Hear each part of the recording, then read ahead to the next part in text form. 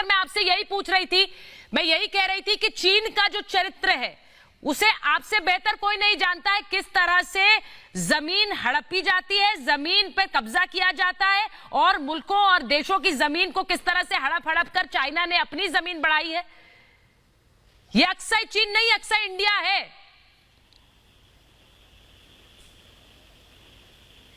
बेशक मैं आपसे बिल्कुल सहमत हूँ।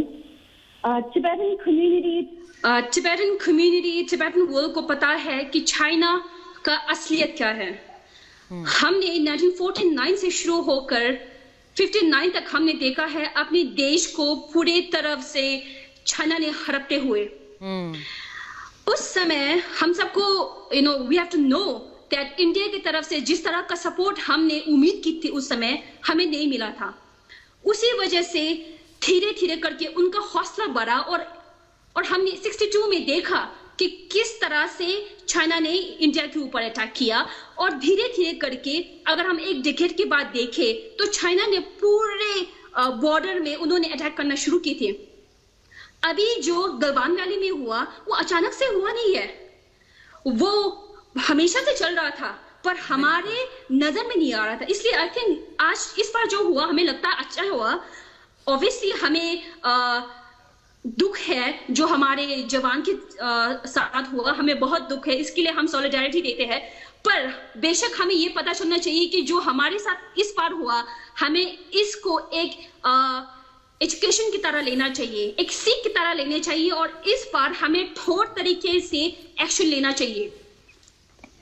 आप जब ये कहती हैं कि इस बार एक्शन होना चाहिए, ये लगातार हो रहा है, आप ये मानती हैं कि चीन लगातार इस प्लानिंग में, इस चालबाजी में रहता है कि किस तरह कहां कब जमीन हड़प ली जाए? बिल्कुल, बेशक ये सिर्फ इंडिया की बात नहीं है। कुछ दिन पहले हमने देखा था जिस तरह से नेपाल इंडिया के ऊपर आए थे बॉर्डर इश्यू को लेकर।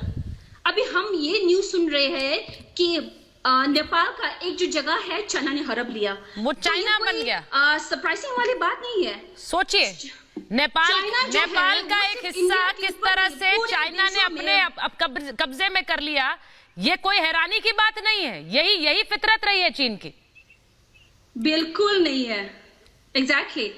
तो वो सिर्फ इंडिया नहीं है, पूरे साउथ चाइना सी में जिस तरह से हमने देखा है उन्होंने पूरे लैंड को हड़पते हुए, इसको इंडिया को बिल्कुल एक सीख की तरह लेना चाहिए और हमें एक ठोस कदम उठाना चाहिए ताकि चाइना को एक मैसेज दे सके कि हम ये टॉलरेट नहीं करने वाले। क्योंकि अगर हम ये देख ले कि उनके साथ सुलह करने में लगे रहे तो चाइना को लगेगा कि हमारा जो पावर जो है किसी के ऊपर चल सकता है, किसी के ऊपर हम कुछ भी बोल सकते हैं और हम उस जमीन को अपनी तरफ ले सकते हैं।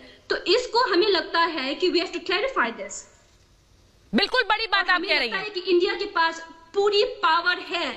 आप बिल्कुल बड़ी बात कह रही है। मैं यही बात लेकर जा रही हूं, मैं यही बात लेकर कर्नल दिनेश, अब पहले अवनीश जी के पास चली जाती हूं। अवनीश जी,